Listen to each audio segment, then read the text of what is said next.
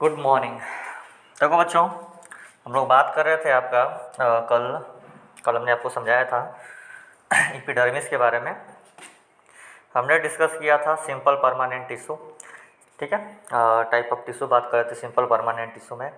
Simple permanent tissue में आपका protective tissue में एपिडर्मिस के बारे में बताया था, जहाँ पे आपको बोला गया था कि आउटर मोस्ट सेल प्लांट का, लीव्स का, फ्लावर का, स्टीम का, रूट्स का, उसको एपिडर्मिस बोलते हैं, जो कि वाटर प्रूफ होता है, ठीक है। इसमें वैक्सी सबस्टेंस होते हैं, हम लोग जिसको क्यूटीन बोलते हैं, ठीक है, जिससे हम लोग एपिडर्मिस सेल सिक्रीट होता है, ठीक है। इसका वाल जो ठीक होता है, जाइरोफाइट्स भी इसको बोला जाता है, ठीक है।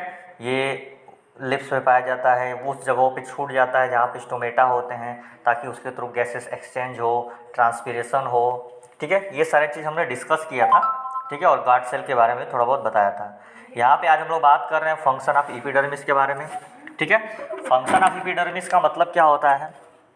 देखो, फंक्शन ऑफ एपिडर्मिस हमने समझाया था कि एपिडर्मिस प्रोटेक्ट करता है, ठीक है। जो क्यूटिकल्स होता है वो रेट ऑफ ट्रांसपिरेशन को कम कर देता है, ठीक है। इससे उनकी वाटर की मात्रा कम हो जाती है, सॉरी, वाटर की मात्रा ज़्यादा से ज़्यादा स्टोर हो जाती है, ठीक है। फिर हमने कॉर्क के बारे में बात किया था, जो कि सब काफ़ी प्रोटेक्टिव होता है, समझ आएगा ना। इसके भी फंक्शन आपको बताए थे। इन्होंने कॉर्क है जो कि डेस्टिनेशन से प्रोटेक्ट करता है, इन्फेक्शन से प्रोटेक्ट करता है, मैकेनिकल इंजीनियरिंग को कंट्रोल कर लेता है, समझ आया ना।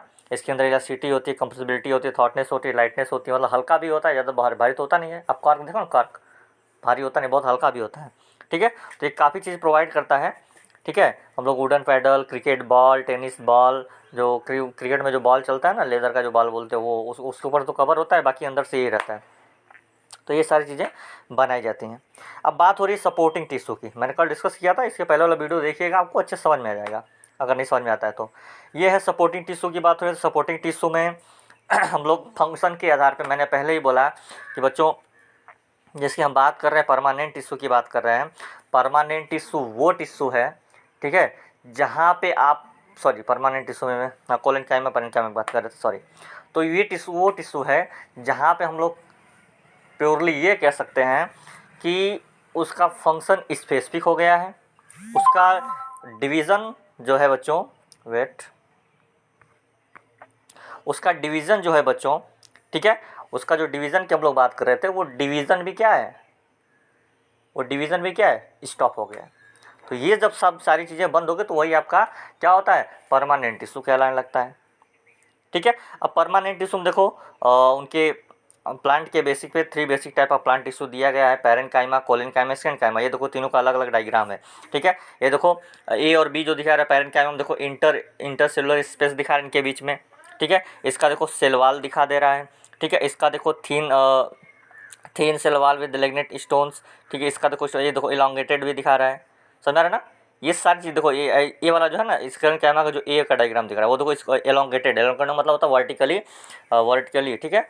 वर्टिकली जो लार्ज होता है उसको एलोंगेटेड बोलते हैं, समझ रहे ना।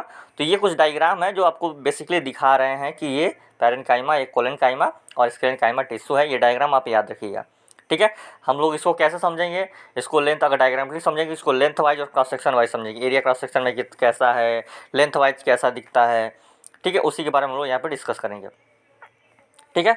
तो पहले हम लोग एक बार फिर से रिवाइज कर लेते हैं कि परमानेंट टिश्यू है क्या, ठीक है। उसके बाद हम लोग पैरेन्काइमा पे आते हैं, पैरेन्काइमा को डिस्कस करते हैं, ठीक है। First we discuss on the that wait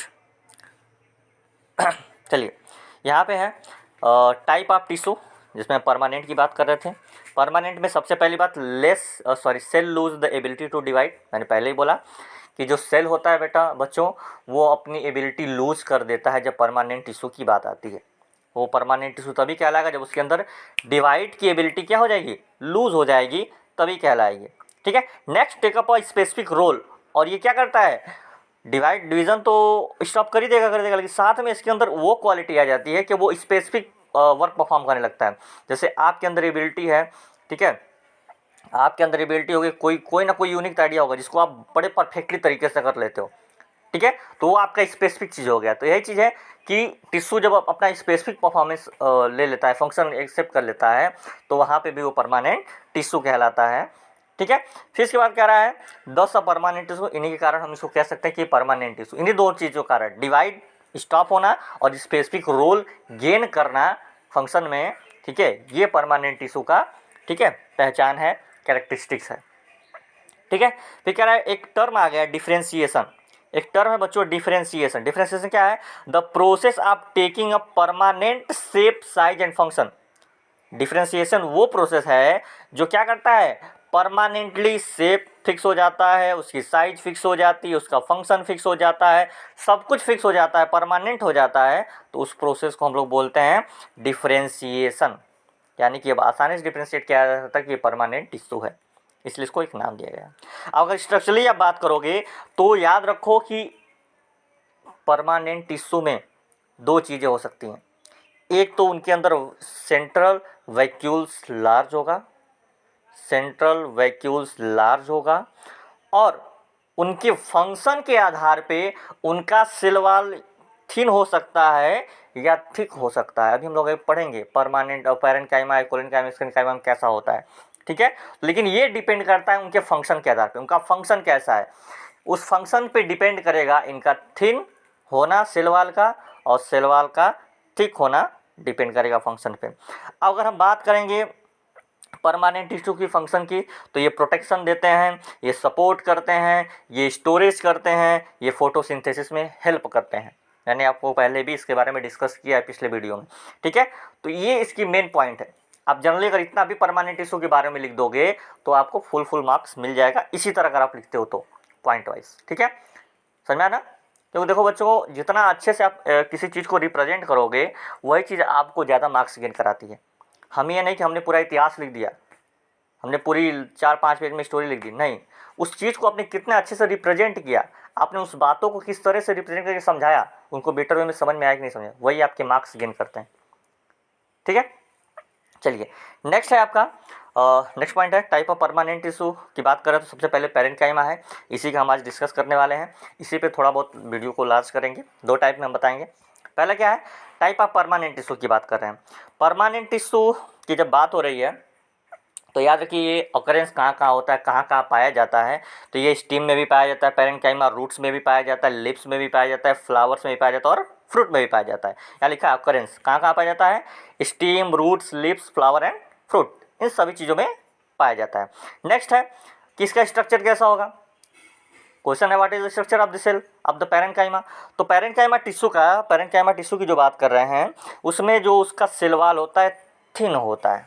अब ये डिपेंड कर रहा है उसके फंक्शन पे। अभी हम जब फंक्शन की बात करेंगे तो फंक्शन समझ में आ जाएगा कि थिन क्यों है सेल वॉल इसका, ठीक है। अब इसको आगे हम लोग एलोबरेट करेंगे, अच्छे से समझाएंगे आपको। तो सेल स्ट्रक्चर की बात करें तो जो इसका पैरेन्काइमा का जो सेल वॉल होता है वो बच्चों होता है थिन, ठीक है। अब इसकी शेप की अगर बात करें तो या तो ये राउंड पॉलीगन होगा, पॉलीगन समझते हो ना, पॉलीगन मैथ में पॉलीगन पढ़े होंगे जिसमें अलग अलग वर्टिसेज होते हैं, ठीक है। तो वही बात हो रहा है कि या तो ये राउंड में पॉलीगन होगा या एलोंगेटेड होगा, यानी वर्टिकली लार्ज होगा, वर्टिकली लॉन्ग होगा, ठीक है। समझ रहे हो वर्टिकली लॉन्ग का मतलब अभी मैंने दिखाया स्क्लेरेन्काइमा में, आपको दिखाया वर्टिकली लॉन्ग का मतलब, जस्ट वेट, ये जो स्क्लेरेन्काइमा में ए दिख रहा है ऐसे ही, या तो वर्टिकली लॉन्ग होगा, समझ में आ रहा है ना। दोनों हो सकता है, ये डिपेंड करता है उनके फंक्शन पे। नेक्स्ट है इनके बीच में इंटरसेलुलर स्पेस प्रेजेंट होता है। अगर डायग्राम देखोगे तो डायग्राम में पहले ही मैंने दिखाया था, यहाँ पे देखिए इंटरसेलुलर स्पेस दिख रहा है ना, इंटरसेलुलर स्पेस देखो यहाँ दिखाया जा रहा है ए वाले में, ठीक है। इनके बीच में स्पेस पाया जाता है, तो ये सबसे बड़ी बात है, ठीक है। अब इसका फायदा क्या हुआ, नुकसान क्या हुआ, तो फंक्शन में समझ में आ जाएगा, क्लियर है ना। इसलिए फंक्शन देखो, फंक्शन क्या कर रहा है, food store in the tissues, इस टिश्यू में फूड स्टोरेज होता है। In some cases it contain chlorophyll. अब देखो यहाँ से हम लोग इसी पैरेन्काइमा को दो तरीके से समझेंगे। एक टर्म आता है क्लोरेन्काइमा, एक टर्म आता है एरेन्काइमा। एक टर्म आता है क्लोरीन, एक टर्म आता है एरेन्काइमा। अभी मैंने बाद में डिस्कस किया कि फोटोसिंथेसिस में भी परमानेंट टिश्यू हेल्प करता है, वहीं पे यहाँ स्टोरी आ रही है। कह रहा है कि फंक्शन ऑफ स्टोरेज टिश्यू, ये तो सबसे पहले कि ये वो टिश्यू है जहाँ पे फूड का स्टोरेज होता है, ठीक है, क्योंकि इंटरसेलुलर स्पेस है। Next in some cases it contain chlorophyll. कुछ ऐसे प्लांट के केसेस में क्या होता है, इसके पास क्लोरोफिल होता है, और जब क्लोरोफिल होता है तो उसको हम लोग क्लोरेन्काइमा नाम दे देते हैं, ठीक है। इसी की बात हो रही है पैरेन्काइमा की। अगर किसी पैरेन्काइमा के अंदर क्लोरोफिल पाया जाता है तो उसको याद रखिएगा, उसको क्लोरेनकाइमा बोला जाएगा। ठीक है, और ऐसे बहुत से प्लांट होते हैं जिसके अंदर क्लोरोफिल पाया जाता है। क्लोरोफिल कहाँ पाया जाता है? आपने पहले चैप्टर में पढ़ा क्लोरोप्लास्ट के अंदर, आपने पहले चैप्टर के अंदर पढ़ा है क्लोरोप्लास्ट के अंदर क्लोरोफिल पाया जाता है। सेम चीज़ यहाँ पे भी है। तो अगर क्लोरोफिल पाया जाता है तो वो समझो कि वो क्लोरेनकाइमा कहला है। ओके, फिर सेकंड केस में कह रहा है व्हेन लूजली पैक्ड यानी कि इंटरसेलुलर स्पेस, जो इंटरसेलुलर यानी कि जो इनके बीच में गैप दिख रहा है, जो स्पेस दिख रहा है, ठीक है, और उसकी वजह से आपको देखने को मिलेगा कि कुछ प्लांट को बायोन्सी मिल जाता है उसी खाली स्पेस की वजह से। अगर मान लो एक पाइप है, पाइप को हम अगर पानी में डाल देंगे तो पाइप डूबेगा नहीं। क्यों? क्योंकि उसके अंदर इंटरसेलुलर स्पेस है, खाली है। ठीक है, जो आपकी शिप होती है वो डूबती है नहीं, क्योंकि उसका बायोन्सी की वजह से वो क्या करती है, ऊपर तैरती है। आप पढ़ोगे फिजिक्स में ही आर्किमिडीज का प्रिंसिपल, ठीक है, उसमें आपको समझाया जाएगा बायोन्सी के बारे में, सुना है ना। तो वह चीज़ अगर है कि अब इसी चीज़ को हम लोग बोलते हैं एरेनकाइमा बोलते हैं। जो इंटरसेलुलर स्पेस प्रेजेंट है पैरेनकाइमा के अंदर, उसकी वजह से उसको बोला जाता है एरेनकाइमा। और इसी एरेनकाइमा की वजह से जैसे कि आप वाटर लिली देखे हो ना, तालाबों में देखे होगे, वाइट कलर का जो लिली, वाटर लिली होता है जो पानी में तैरता है। क्यों तैरता है? क्योंकि उसके सेल के अंदर इंटरसेलुलर स्पेस पड़ा हुआ है, जिसकी वजह से उसको बायोन्सी मिल रहा है, और वो उस वजह से पानी में डूबता नहीं है, वो पानी के ऊपर तैरता रहता है, फ्लोट करता रहता है। ठीक है, लिखा है नीचे, aerenchyma provide the buoyancy to the part and help them the float. देख रहा है ना, aerenchyma provide the buoyancy to the part and help to them the float. कहानी तो समझ आ रही है आपको? ठीक है, इसी के बेस पर जैसे यहाँ लास्ट पे देखो आपको दिखा रहा है, यहाँ लास्ट पे दिख रहा है ना, तो ये वो चीज़ें हैं बच्चों जो क्या करती हैं आपको एक मिनट, ठीक है, ये चीज़ें जो है वो आपको समझा रही हैं कि बच्चों बेसिकली जो टर्म है, ठीक है, एरेनकाइमा कोलेनकाइमा, ये दोनों पार्ट हैं। किसका पार्ट है? पैरेनकाइमा का पार्ट है। ठीक है, ये समझ में आया ना। अब मैं इसको दूसरे तरीके से समझता हूँ, और भी अच्छे पॉइंट्स हैं। ठीक है, नेक्स्ट पॉइंट पे हम लोग आते हैं, यहाँ पे आते हैं। ठीक है, यहाँ पे लिखा है पैरेनकाइमा की बात कर रहे हैं, तो देखो पैरेनकाइमा का आपको स्ट्रक्चर दिखा है, नीचे भी आपको यहाँ पे भी डायग्राम दिखा रहा है। एक डायग्राम यहाँ पे है और एक डायग्राम यहाँ पे दिया गया।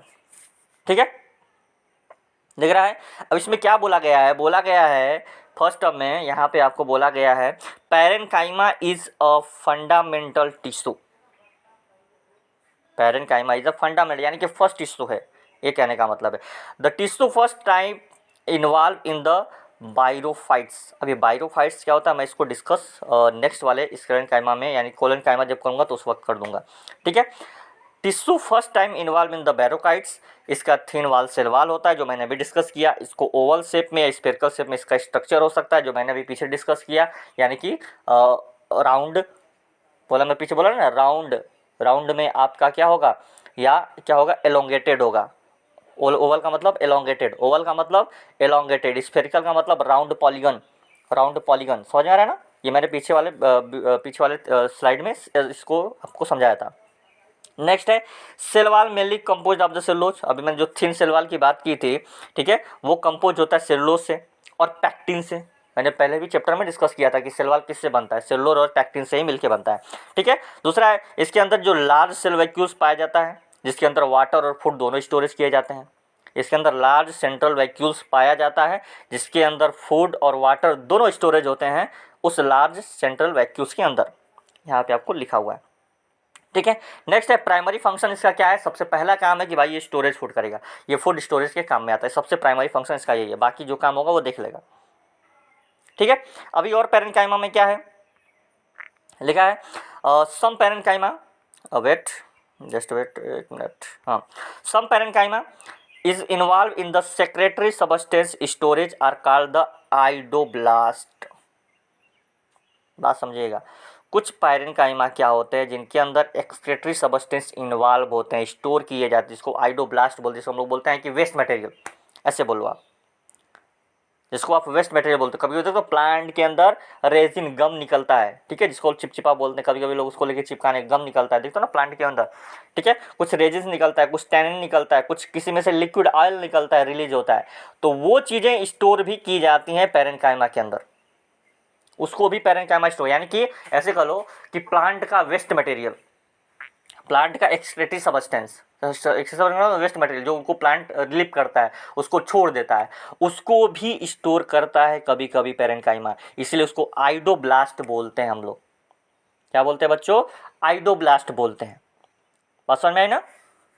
अरे आप समझो ना, प्लांट के अंदर वेस्ट मटेरियल निकलते, कभी देखो ना प्लांट के अंदर गम निकलते हुए, देखो कोई प्लांट देखते होगे कुछ लिक्विड रिलीज कर रहा है, ठीक है, कुछ चिपचिपा रिलीज करता है। किसी के अंदर देखोगे वो उसका जो सेल वाल जो पहला लेयर होता है वो पूरा क्रैक करके उसमें से कुछ वाइट टाइप में कुछ निकलता है। तो कहने का मतलब क्या है कि वो वेस्ट मटेरियल होते हैं प्लांट के। समझ रहे ना? ठीक है, फिर कह रहा है in the typical parenchyma chlorophyll absent. अब देखो कभी कभी ऐसी कंडीशन आ जाती है कि पैरेन्काइमा, मैंने बोला ना अभी आपको डिस्कस हमने किया था, एरेन्काइमा और क्लोरेन्काइमा, एरेन्काइमा और क्लोरेन्काइमा। एरेन्काइमा उसको बोलते हैं जहाँ पे इंटरसेलुलर स्पेस की वजह से बायोन्सी मिलता है, और क्लोरेन्काइमा उसको बोलते हैं जहाँ पे क्लोरोफिल होता है। तो ये बात ध्यान रखिएगा। तो कह रहा है कि टिपिकल पैरेन्काइमा, जो स्पेसिफिक पैरेन्काइमा जिसको बोला जाता है, उनके अंदर क्लोरोफिल अब्सेंट होता है, ठीक है। और जहाँ अब्सेंट हो गया तो दिक्कत हो गई। अब क्लोरोप्लास्ट कंटेन द पैरेन्काइमा। अब क्लोरोप्लास्ट के अंदर क्या होता है?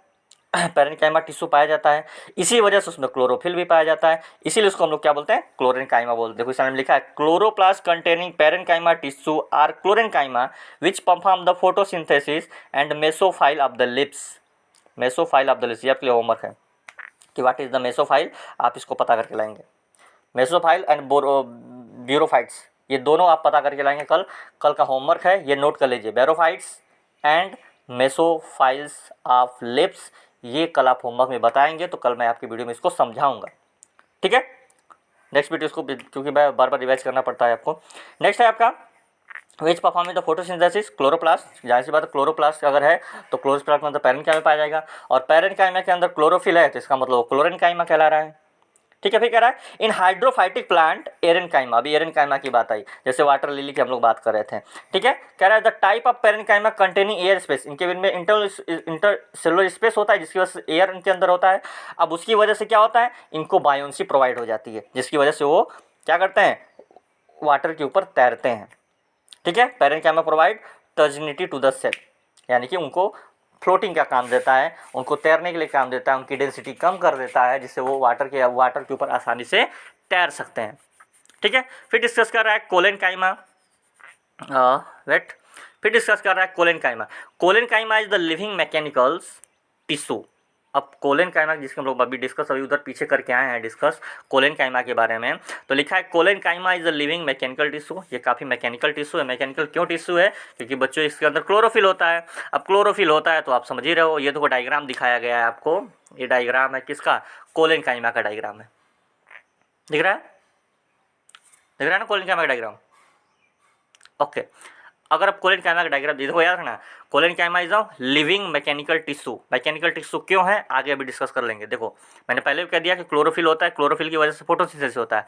तो फोटोसिंथेसिस कैसे होता है? फोटोसिंथेसिस तो मैकेनिकल वर्क हुआ ना, उसमें एनर्जी क्या हो रही है? मैकेनिकल एनर्जी का मतलब क्या समझते हो? मैकेनिकल के क्या समझते हो? जहाँ पे एनर्जी एक एनर्जी से दूसरे एनर्जी में कन्वर्ट होती है, उसी को मैकेनिकल बोला जाता है। तो यहाँ पे तो वही होगा, सनलाइट एक एनर्जी है जो कन्वर्ट हो जा रही है फूड्स में, ठीक है। आपका क्या नाम है, फॉर्मेशन ऑफ फूड एनर्जी में चेंज जा रही है, ठीक है, फ्यूल की तरह यूज किया जा रहा है। तो एनर्जी ना हीट में एनर्जी चेंज हो जा रही है, तो काफ़ी बहुत सारी एनर्जी चेंज हो रही है सनलाइट से हीट लाइट, ठीक है, प्रोवाइड हीट, या उसको हम लोग बोल सकते हैं मैकेनिकल, यानी कहने का मतलब मैकेनिकल में ही इसको बोला जाता है, ठीक है। अब ये देखो ये डायग्राम है, ठीक है। मैं कोलेनकाइमा की बात करूँगा। हम किसकी बात कर रहे हैं अभी बच्चों? कोलेनकाइमा की बात कर रहे हैं, ठीक है, कोलेनकाइमा की बात कर रहे हैं। जस्ट वेट डिस्कस, एक मिनट, ठीक। पहला हमने क्या बात किया था? पहले हमने पैरेन्काइमा की बात किया था, अब हम कोलेनकाइमा की बात कर रहे हैं, ठीक है। कोलेनकाइमा क्या होता है? एक मैकेनिकल टिश्यू होता है। ये कोलेनकाइमा का डायग्राम दिख रहा है, मैं इसको कल अच्छे से और एलिब्रेट करूंगा, आज इतना एलिब्रेट नहीं करूंगा। ये देखो ये डायग्राम दिख रहा है, इनके बीच में इंटरसेलुलर स्पेस दिख रहा है आपको, इनके बीच में इंटरसेलुलर स्पेस दिख रहा है? नहीं दिख रहा है, ठीक है। इसके अंदर कुछ क्लोरोप्लास्ट पाए जाते हैं, समझ आ रहा है ना? तो मैं सोच रहा हूँ इसको कल डिस्कस करूँ, काफ़ी ज़्यादा बड़ा वीडियो हो जाएगा तो अपलोड करने में हमको दिक्कत हो जाती है। चलिए ठीक है, वीडियो आपका वैसे भी 20 मिनट का हो गया, तो आज के लिए इतना ही, बाकी कल बात करते हैं। Okay, bye bye.